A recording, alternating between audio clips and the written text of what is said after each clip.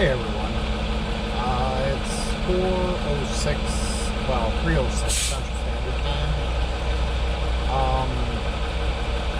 I didn't go all the way in there because I stopped for my half-hour break and I looked at my dispatch and it said that I delivered today. So I call up our night dispatch because it was after 5 and I asked him, I go, is it delivered tonight or tomorrow? And he goes, well, the rate con says today, but when they sent it over, you know, it gets entered in the system, it was for today. So, Gabriel said he was going to call, because it shows 24 hours, but very rarely does anybody receive 24 hours. Usually, some places ship, like Mars out of,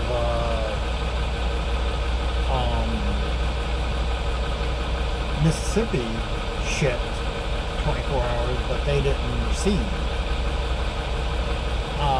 except like a drop at hook.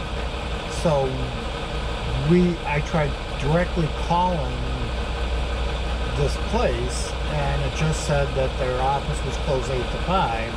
It didn't give you like the guard check or anything like that, so you could ask. And usually when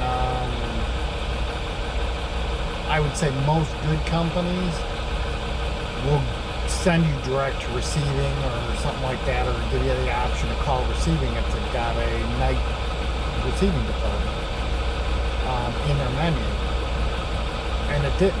So I called back our night thing, and we kind of looked the place up and went in the reviews, and it was actually one review from a couple of years ago that the guy said that they didn't ship till 6 a.m. So we just determined that since I already had a parking spot, there was nowhere around there to really park, that it wouldn't be worth the risk to go over there and then all of a sudden have to go find a parking spot, and then that would change when I could get there, when I'm only like an hour and a half away where I'm at now. So I just stayed at the rest of it. Well, we'll let you know once we get this thing delivered, and that I'm going to plan to be there at 6 a.m. I got 27 minutes left of my break, and then I'll do my pre-trip and then head over there. And I'm going to personally ask them if they receive all night, because it says it's 24 hours, that could be for drop of hooks, not that they actually physically receive 24 hours. So I'm going to ask to verify that if I would have got there last night at 8 o'clock, if I would have been able to get unloaded anyways, and if not, that just strengthens this decision. So like I said, we'll talk to you later. We'll see you on the road. Well, hey everyone. It's 10:20 Central Standard Time. We got a short load, but it pays really well. I'm going down to Fairburn, Georgia, picking up, and going up to Chattanooga for tomorrow delivery at 10 a.m. So I figured I'd take you along for a little bit going through Atlanta, or Hotlanta. If you've never been down here, this actually, this is the better time to go through. You really don't want to do this at between 5 and 9 in the morning, or at least 5 and 8. 75 will be backed up all the way to 285.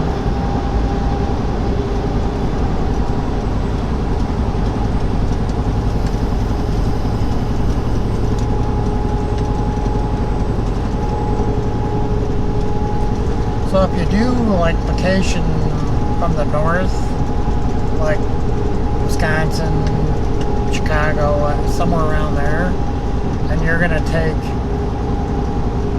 and go through Atlanta, you definitely kind of want to either do this late at night or probably about noon or so.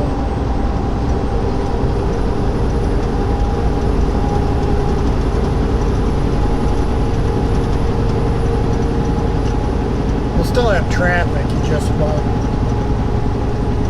end up being in bumper to bumper forever. But you don't want to get too close to 2 o'clock. You kind of want to do that 10 to 1 o'clock area during the day.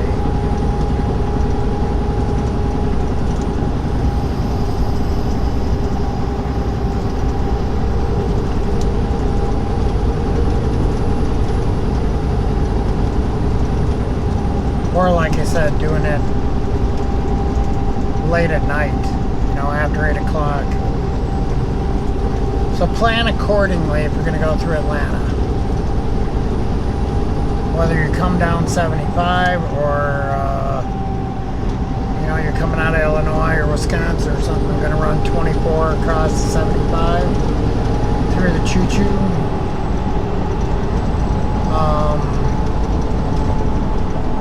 Yeah, you want to try to time it that time of day.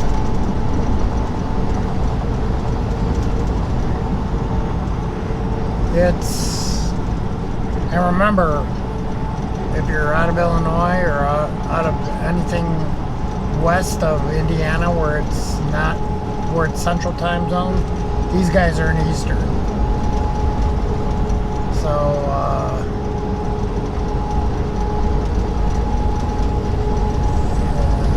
go accordingly.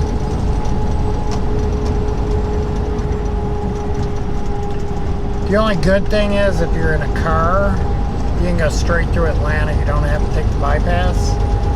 Whether that's a good thing or a bad thing, I don't know. Since I drive a truck, I can't go down 75 through the city unless I'm delivering in the city. I have to take the bypass to technically go through Atlanta.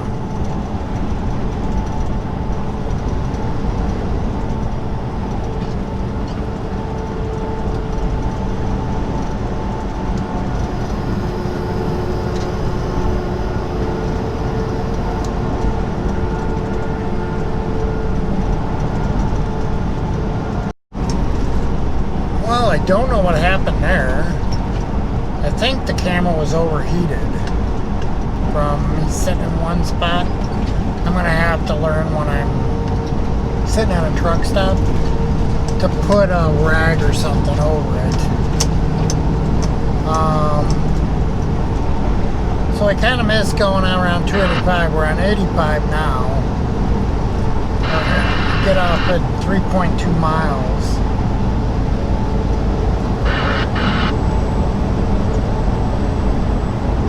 And we're 4.8 to where we got to pick up. So it's a mile off the highway.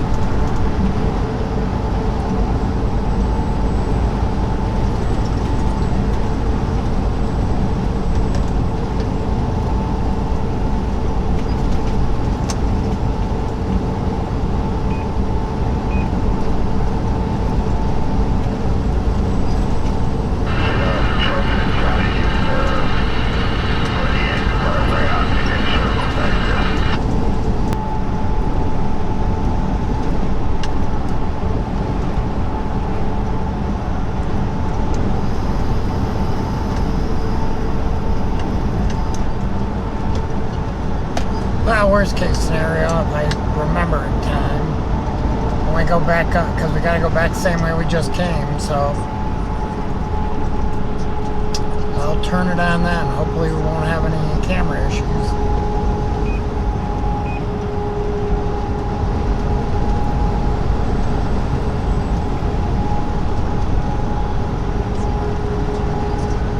Alright, we'll see you in a little bit. Hey everyone, loaded, and welcome to the 285 loop around Atlanta.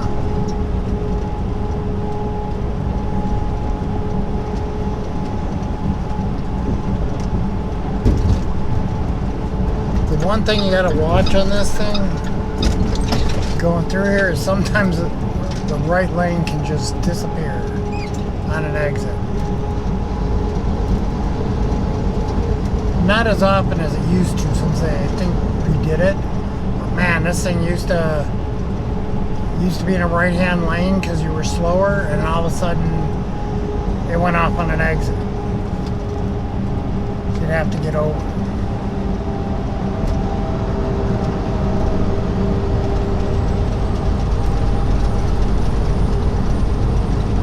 It was a real sore. Now, not so much. I think some things you gotta watch, like at interchanges back at 20 and up here at 75. Your GPS, if it's a Garmin, it's probably updated. If it's Rand McNally, it's not gonna be. It's gonna tell you that 75 north exits on the left, and they converted it north and south to the same exit on the right.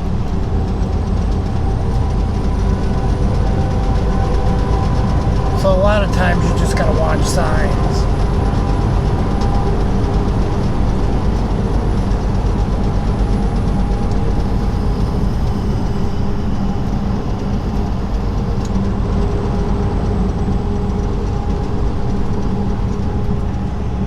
And then, talk about a jinxed up week. I'm trying to slide my tandems, things won't slide. There's a ram. This is a little bit different than some trailers that have the air assist to lock and unlock the pins. This has just like a big ram that sucks the pins in and lets them go back out. Well, the two front pins wouldn't go in. What happened was the cotter pin, or it must have rusted out and broke when I slid the tandems back. And luckily I found some used one on the ground, stuck it in there, and bent it. Hopefully it'll stay a little bit, so I can deliver this, pick up, and then I'll have to stop at a TA and see if they're going to tell me I got a 2-hour wait. I'm just going to go underneath, pull it apart, go in, see if they got that, or I'm thinking it's a quarter 20 bolt. Might be 3/8. See if they got one that's long enough that I can double nut it, or if they got nylock nuts. Put that on instead. And then if I end up having this trailer when I get back, I'll write it up.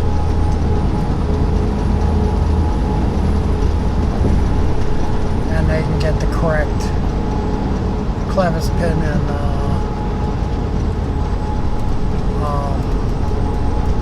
cotter key.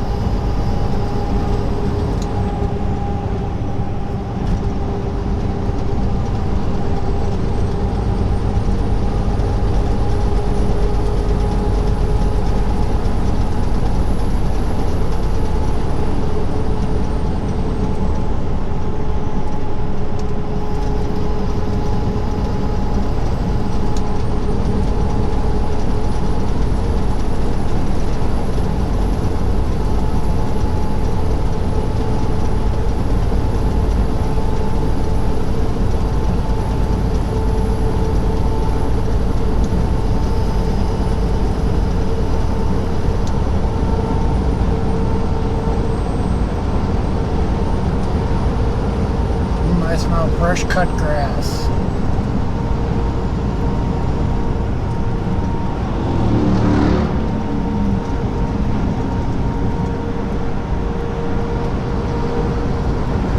I don't know if I'd be too proud of that. More noise than it was speed.